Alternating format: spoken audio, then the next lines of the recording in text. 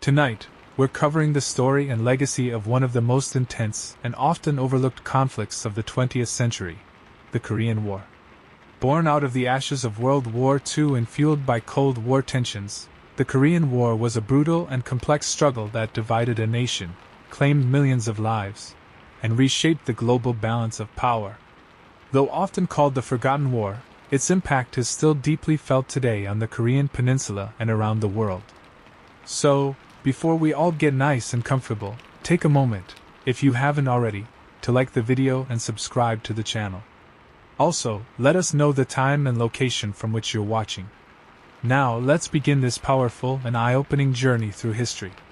We hope it helps you learn while you sleep. At the end of World War II, Korea, a small but resilient peninsula caught in the crosscurrents of empires, was liberated from 35 years of brutal Japanese occupation. But liberation did not mean freedom, not in the way Koreans had hoped. Instead of independence, the country was split in two, divided by foreign powers at the 38th parallel. The Soviet Union occupied the north, and the United States held the south. What had been a single people, with a shared language, history, and cultural heritage, now became the front line in the global ideological struggle between communism and capitalism. In 1948, two separate governments emerged, the Democratic People's Republic of Korea in the north under Kim Il-sung, and the Republic of Korea in the south under Syngman Rhee. Each claimed to be the sole legitimate government of the entire Korean peninsula. Neither recognized the other. The division was supposed to be temporary. But by 1950, it had hardened into something dangerous and permanent. Tensions escalated. Border skirmishes became frequent. Both governments braced for conflict, each waiting for the right moment. That moment came on the morning of June 25, 1950. Without warning, the North Korean People's Army launched a massive surprise invasion of South Korea. Tens of thousands of troops stormed across the 38th parallel. Supported by Soviet tanks and artillery, they pushed south at an astonishing speed. Seoul, the South Korean capital, fell within 3 days. It was a stunning and terrifying blitz. The United Nations quickly condemned the invasion. Thanks to a Soviet boycott of the Security Council, the United States was able to pass a resolution calling for military intervention to repel the attack. President Harry Truman, fearing the spread of communism in Asia after China's recent fall to Mao Zedong, ordered American forces into action. He didn't ask Congress to declare war, he called it a police action. But the soldiers sent to Korea would soon learn it was anything but that. American ground troops, mostly stationed in post-war Japan and still in peacetime mode, were rushed to the Korean front. Ill-equipped, undertrained, and unaware of the terrain, they faced an enemy that had momentum and firepower on its side. One of the first American engagements, the Battle of Ozan, ended in disaster. A small task force of 540 men tried to delay the North Korean advance but were quickly overwhelmed. The U.S. forces were stunned by Soviet-made T-34 tanks and infantry tactics. It was a bitter wake-up call. Within weeks, the entire Korean peninsula was nearly lost. South Korean and American forces were pushed into a shrinking corner in the southeast, clinging to a narrow perimeter around the port city of Busan. It seemed like the North Koreans were unstoppable. The United Nations scrambled to send reinforcements. Australia, Britain, Canada, and other allies joined the effort. But time was running out. Meanwhile, General Douglas MacArthur, the legendary commander of Allied forces in the Pacific during World War II, was placed in charge of the United Nations Command. Known for his boldness and ego, MacArthur began planning a dramatic counterstrike to turn the tide. The situation was desperate. But so was the will to resist. Korea, once an afterthought in global affairs, had now become the epicenter of Cold War confrontation. In the fields, mountains, and cities of that war-torn land, a brutal struggle was unfolding. It would test the limits of diplomacy, the resolve of nations, and the endurance of soldiers and civilians alike. The world had entered a new kind of war, one without clear beginnings or easy ends. By August 1950, South Korea was on the verge of collapse. The North Korean People's Army had swept down the peninsula with relentless force. pushing South Korean and American forces into a narrow strip of territory along the southeast coast. It was here, in a defensive line roughly 140 miles long and 50 miles deep, anchored by the vital port city of Pusan, that the United Nations made its stand. This line would become known as the Pusan Perimeter. It was the last hope. If the line fell, so would South Korea. The terrain helped. Mountains and rivers formed natural barriers, and a coordinated effort by United Nations forces turned the perimeter into a fortress.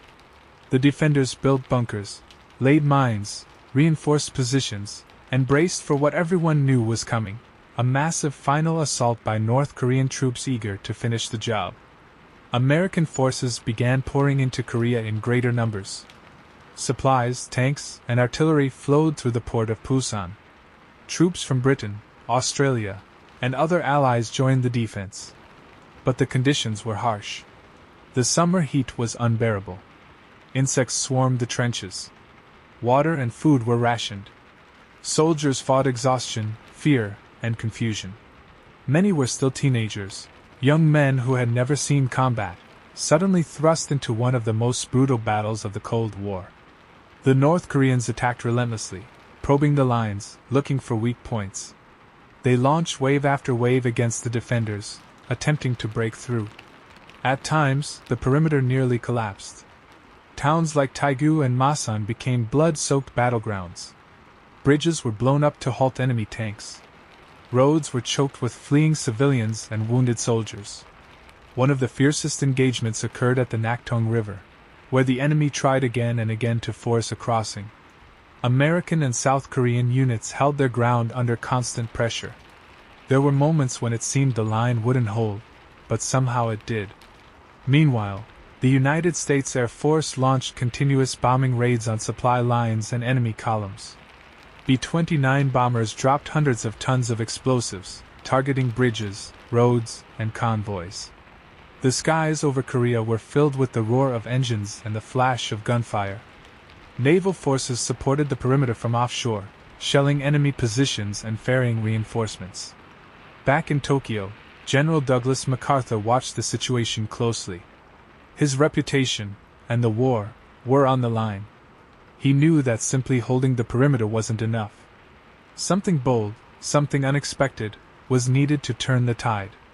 And he had a plan, one that would go down as one of the most daring amphibious operations in modern military history. But while MacArthur prepared, the men on the ground bled. For 6 long weeks, they fought a grinding, brutal campaign. The enemy was well-trained, well-equipped, and determined. But so were the defenders. Slowly, day by day, the tide began to turn. Reinforcements and better equipment arrived. Morale steadied. For the first time, United Nations forces began to believe they could hold the line, and maybe even push back. The Battle of the Pusan Perimeter wasn't glamorous. It lacked the sweeping movements of famous campaigns. But it was crucial. It bought time.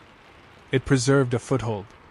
And it gave the Allies the chance to plan a counterattack that would shock the world. By early September, the perimeter held. Korea had not fallen.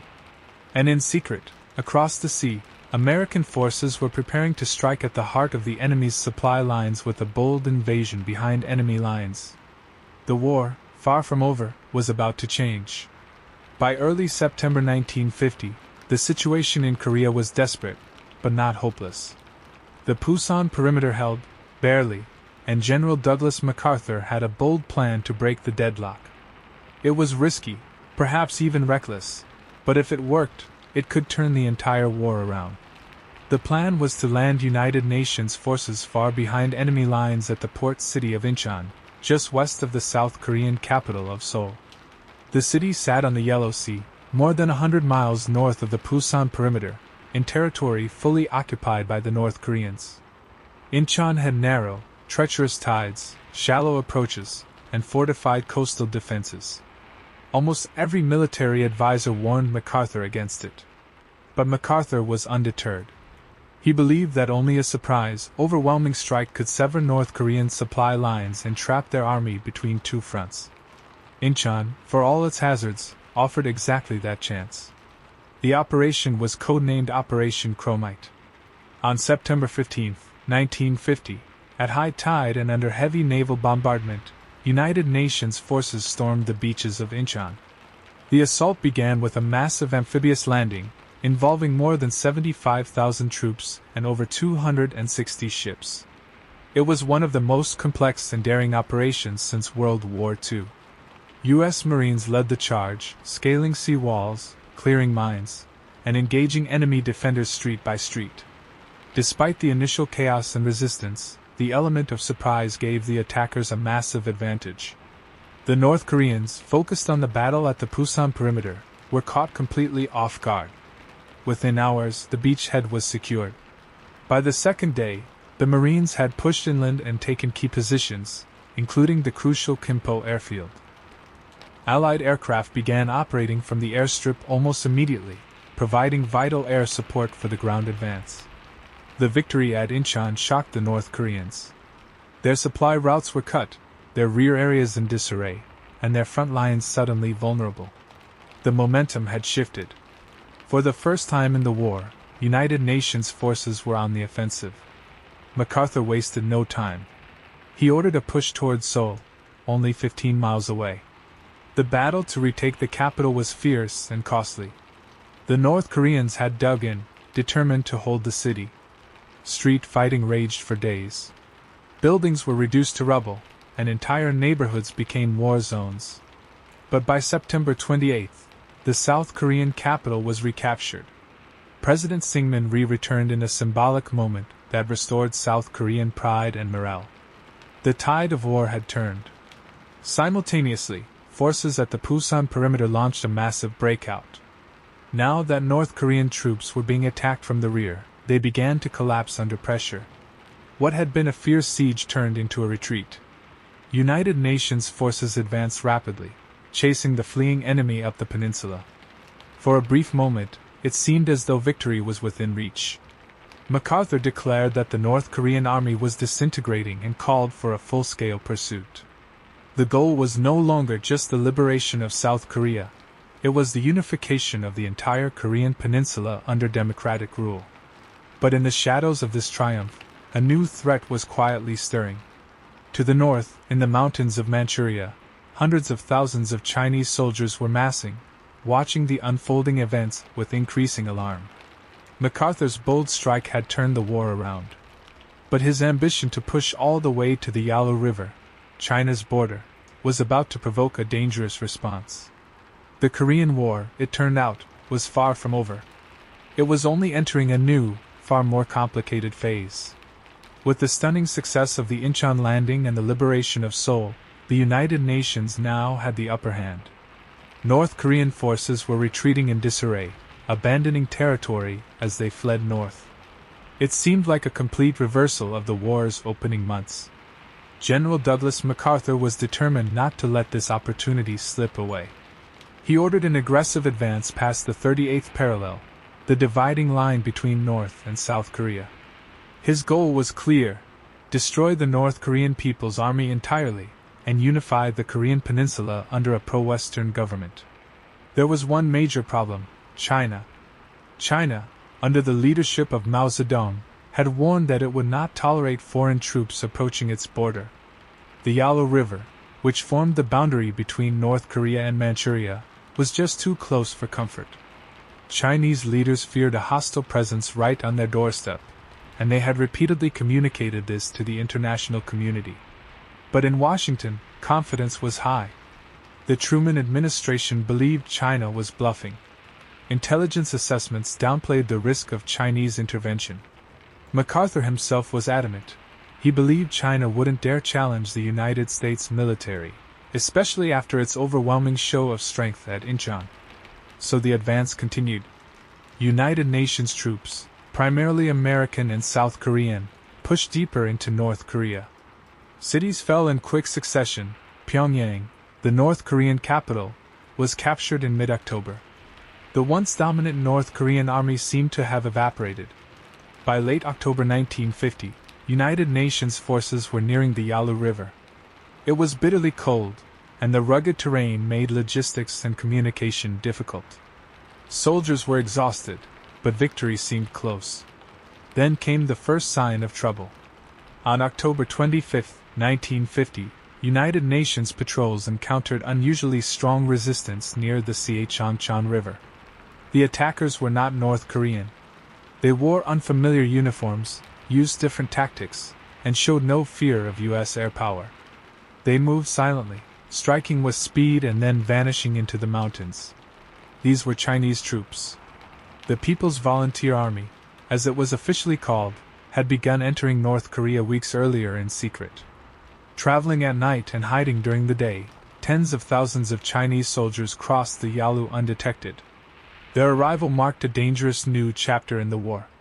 At first, MacArthur dismissed the encounters as minor skirmishes. He believed the Chinese were simply helping the North Koreans retreat. But as the days passed, the scale of the resistance grew.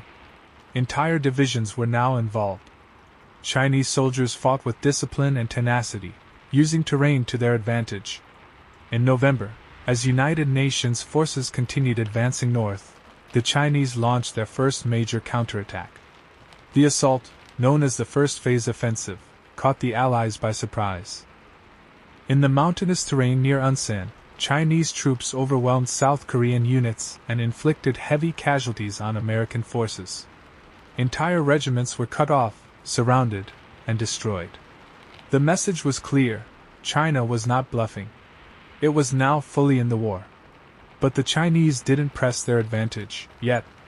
After inflicting serious losses, they mysteriously withdrew into the mountains again. The lull was brief. Many within the United Nations command believed the worst was over. MacArthur even began planning for a Christmas offensive to end the war. That assumption would prove dangerously wrong.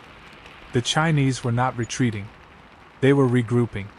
Behind the snowy ridgelines of northern Korea, hundreds of thousands of Chinese soldiers were preparing for a second, even more devastating blow.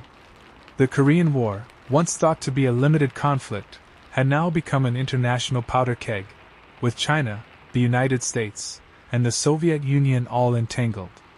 The next phase would plunge soldiers into some of the harshest winter fighting in modern history.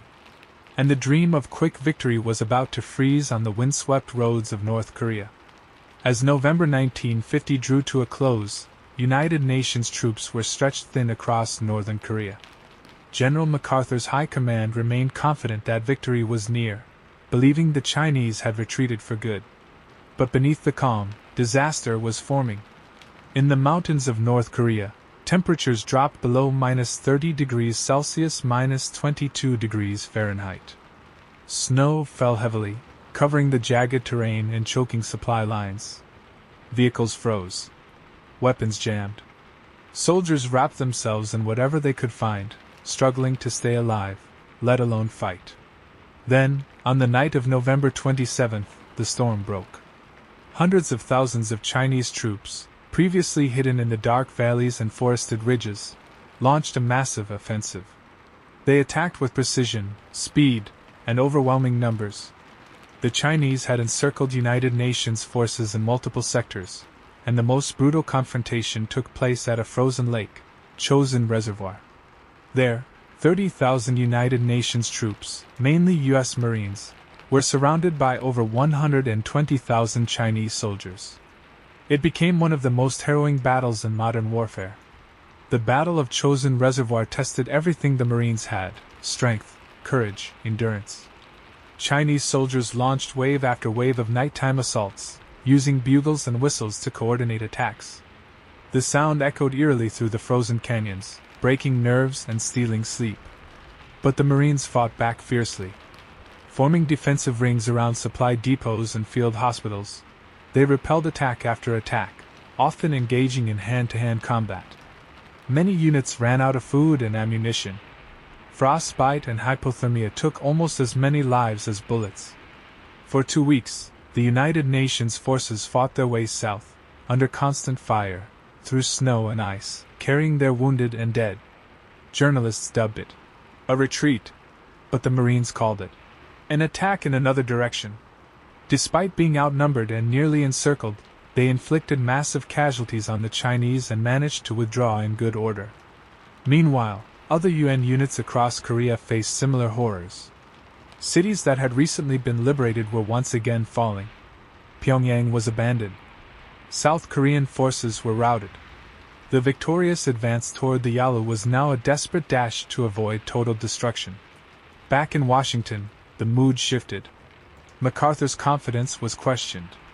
His public statements, which hinted at expanding the war into China, even using nuclear weapons, alarmed President Truman.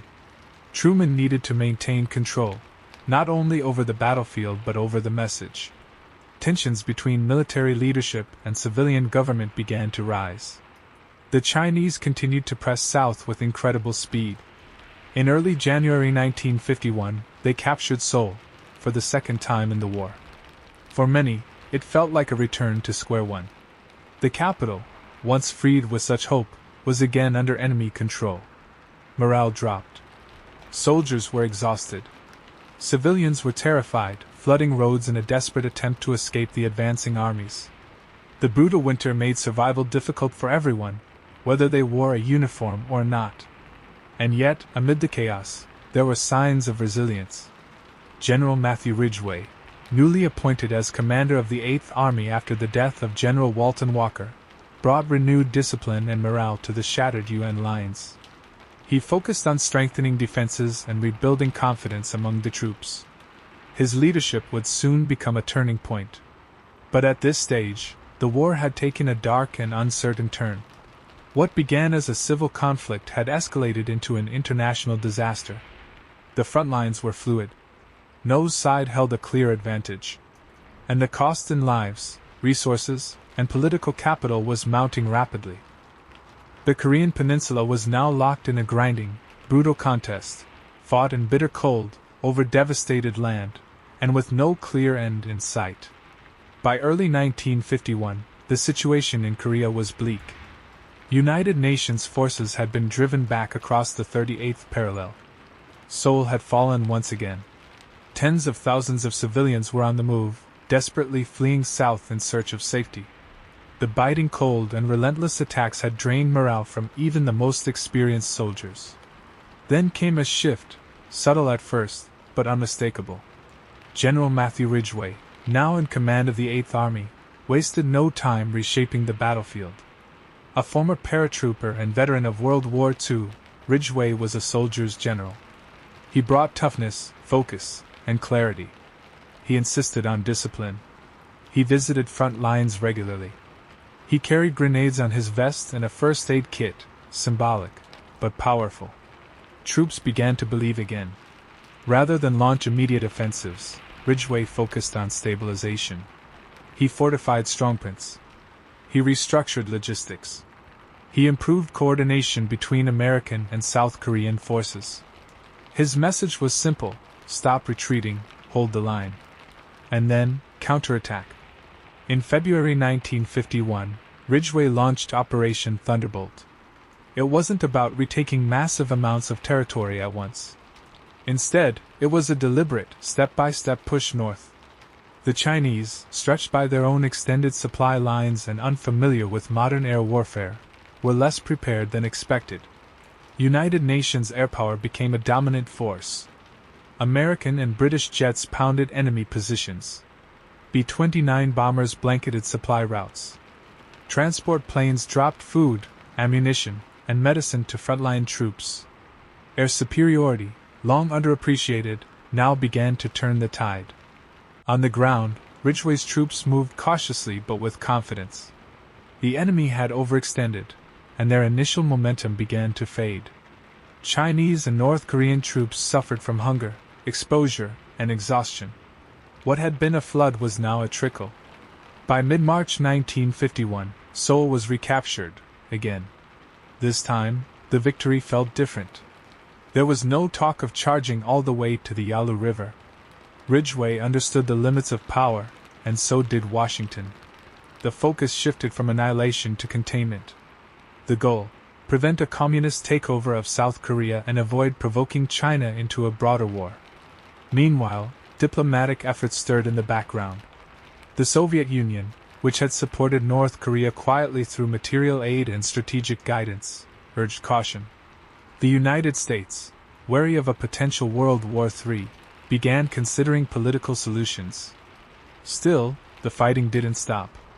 Spring brought new offensives. Chinese and North Korean troops attempted to retake Seoul once again. Battles raged across mountain ridges, rivers, and rice fields. Names like Chipyeong-an-I and the Imjin River became synonymous with courage and sacrifice.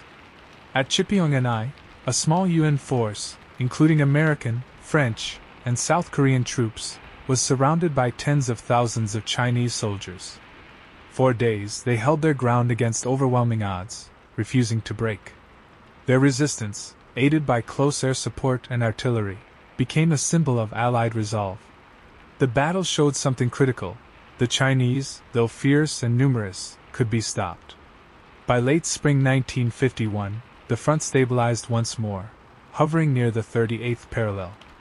A terrible balance had been struck, either side capable of winning decisively, yet neither willing to back down. The Korean War had entered a new phase. Gone were the sweeping advances and massive retreats. Now came the grinding stalemate, trench warfare, artillery duels, and night patrols on rugged hills. It was less dramatic, but no less deadly. Every inch of ground came at a cost.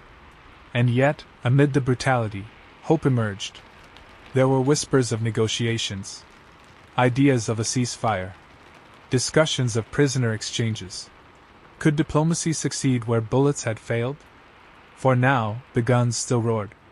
But the first seeds of peace had been planted, though they would take years to grow. By mid-1951, the Korean War had transformed into something few had anticipated at the start: a brutal, grinding stalemate. Gone were the sweeping tank charges and dramatic amphibious landings.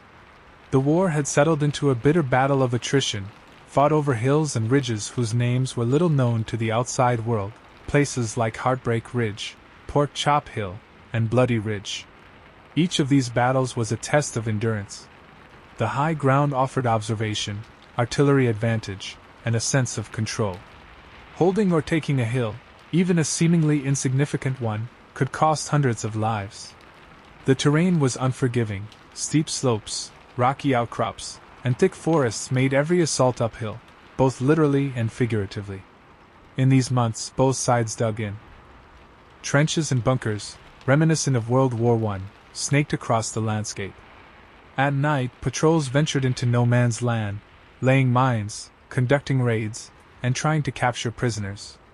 Snipers waited patiently. Artillery pounded ridge lines day and night.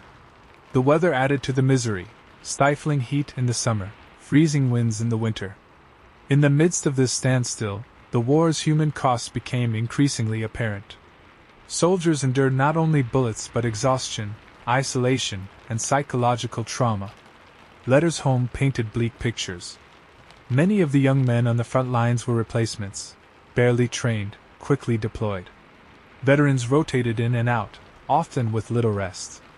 On the Chinese and North Korean side, conditions were even harsher. Supplies were short. Food was limited. Medical support was minimal. And yet, morale remained surprisingly high. Communist propaganda emphasized unity, anti-imperialism, and sacrifice. Many believed they were fighting for their nation's survival. Back in the United States and the United Nations, public opinion began to shift. The war was no longer seen as a righteous crusade but as a quagmire. Television and newspaper coverage, though limited by censorship, began showing the cost in blood and treasure. Parents asked when their sons would come home. Politicians asked whether Korea was worth it. Peace talks began in July 1951, held in the ancient Korean city of Kaesong. Later, they moved to the village of Panmunjom.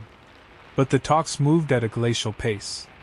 The biggest sticking point was prisoners of war. Thousands of North Korean and Chinese soldiers, captured by the United Nations, did not want to return home. They feared punishment, even execution, by their governments. This issue, the forced repatriation of POWs, became symbolic of the larger struggle. It wasn't just about borders or politics anymore. It was about ideology, human rights, and the right to choose. And neither side was willing to compromise. As negotiations dragged on, the war raged. In the autumn of 1951, the Battle of Heartbreak Ridge became one of the most intense of the entire war. American and French troops fought for weeks to dislodge entrenched North Korean forces. The hills changed hands multiple times. Thousands were killed and wounded. In the end, the United Nations forces prevailed, but at a terrible cost. Each hill taken seemed to lead only to another. Victory felt hollow. And still, the diplomats at Panmunjom argued over commas and definitions. By early 1952, the war had claimed hundreds of thousands of lives. Cities had been leveled. Families torn apart. And the front line hadn't moved significantly in nearly a year. But something had changed. Both sides were exhausted. The will to fight remained, but the hope for peace, however distant, now flickered in the background. The Korean War, once thought to be a short and decisive conflict, had become a long, bitter chapter in Cold War history. And it was far from over. By 1952, the Korean War had become more than a military conflict. It was a political minefield, both at home and abroad. The front lines remained fixed near the 38th parallel, and the battles over hills and ridges had become numbing in their repetition. But behind the scenes, momentum was beginning to shift. In the United States, public support for the war had begun to erode. The American people were tired. What had once been described as a police action now looked like a never-ending war.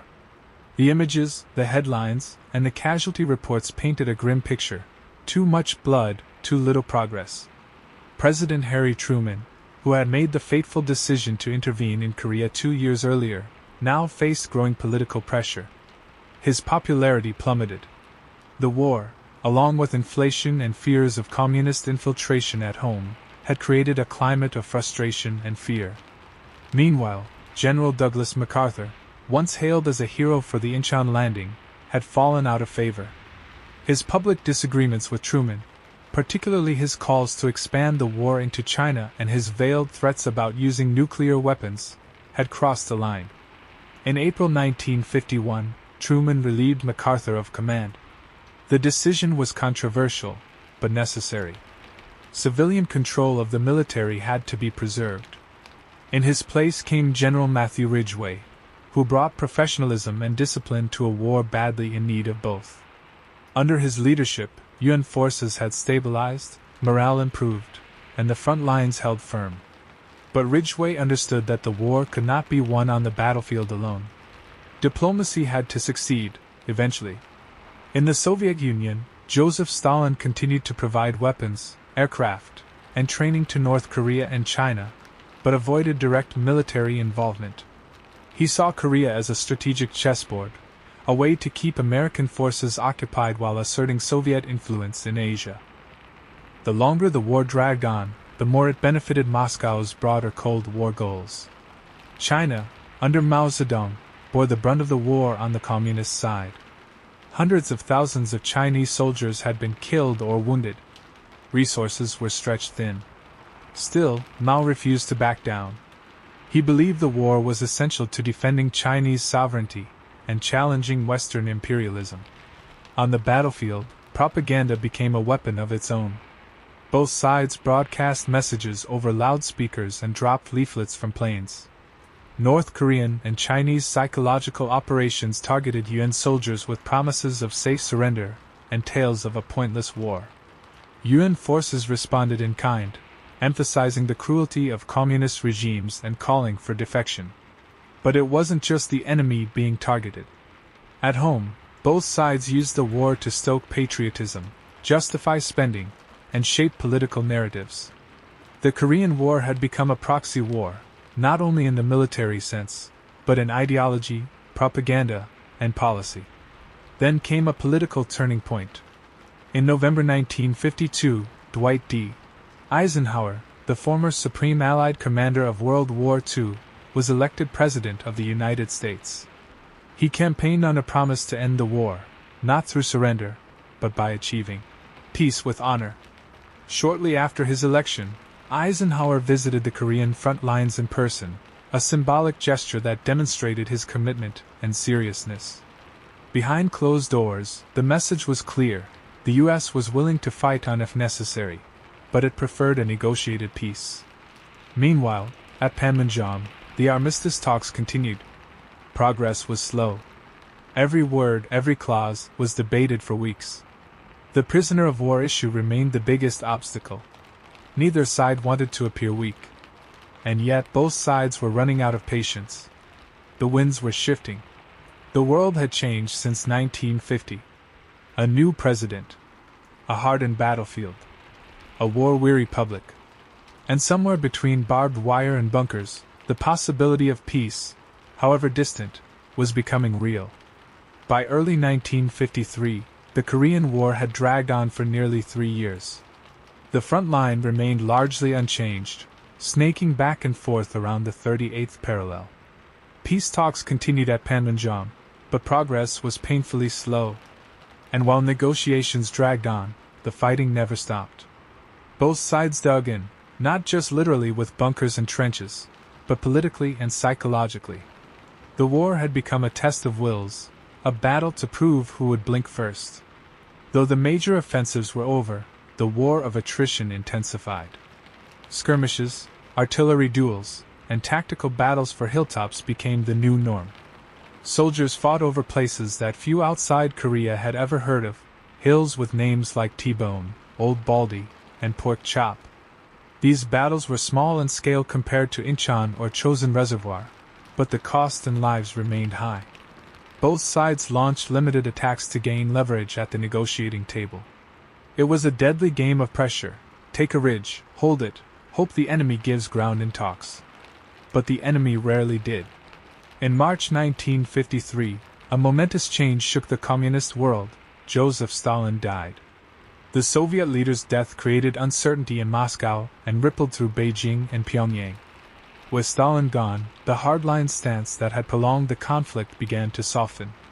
The new Soviet leadership, more pragmatic and wary of prolonged confrontation with the West, signaled interest in ending the war.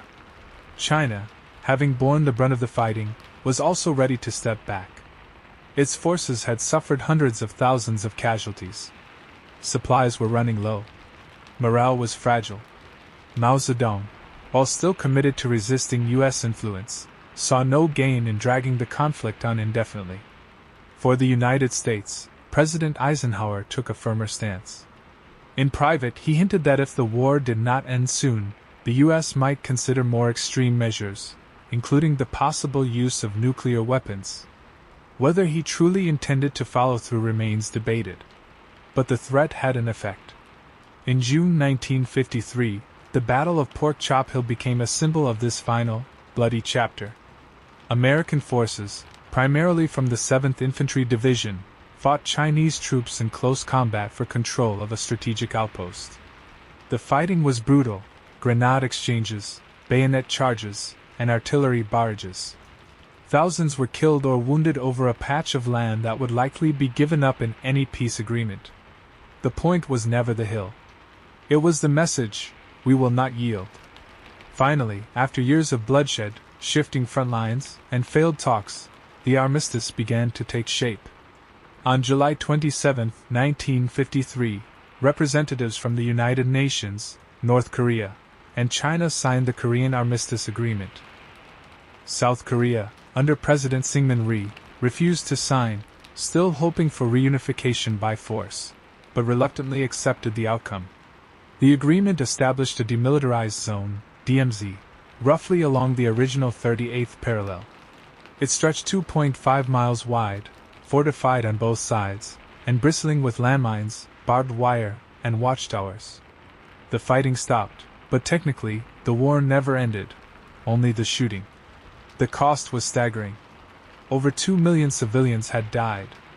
Military deaths totaled over 1 million, including 36,000 Americans, 400,000 South Koreans, and at least 600,000 Chinese and North Korean soldiers.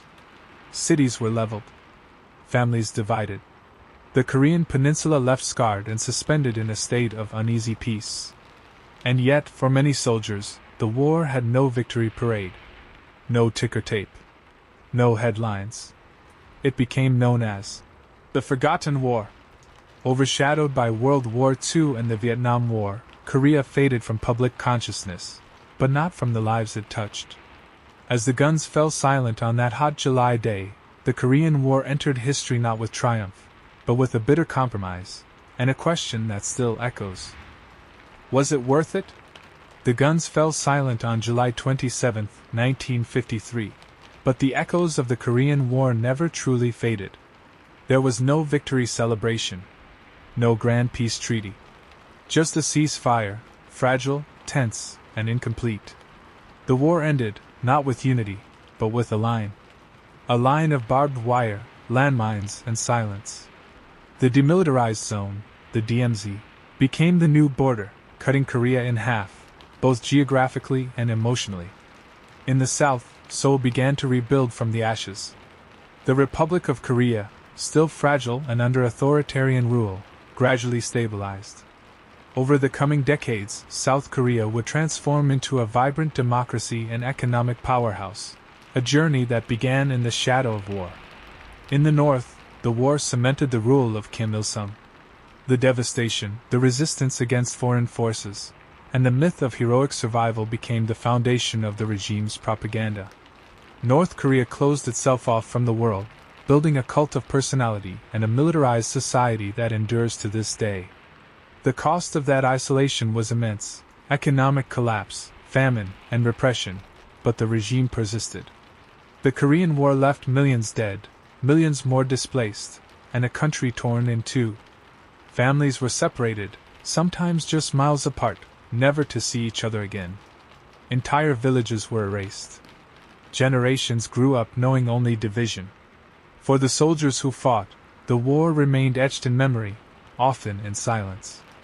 Unlike World War II veterans, those who served in Korea rarely returned to parades or public gratitude. Many called it the forgotten war. But for those who had been there, through the icy mountains of Chosin, the rice paddies of the Pusan perimeter, or the bunkers of Pork Chop Hill, it was unforgettable. Politically, the Korean War reshaped the Cold War itself. It was the first armed conflict between communist and capitalist powers, a blueprint for the many proxy wars that followed. Vietnam, Afghanistan, Latin America, all would follow the path Korea had paved. The U.S. adopted a policy of military containment, investing heavily in defense and building permanent alliances like NATO and bilateral ties with countries like Japan and South Korea. The war also expanded the role of the United Nations as a military and diplomatic actor. Though limited in its effectiveness, the UN response to Korea showed the potential, and the limits, of collective security in a divided world. In China, the war elevated Mao Zedong's status as a global revolutionary leader. Though the costs were high, the People's Republic had stood toe-to-toe with a nuclear superpower, and survived. For the Chinese Communist Party, this was a defining moment of legitimacy. And in the Soviet Union, the Korean War was a useful distraction.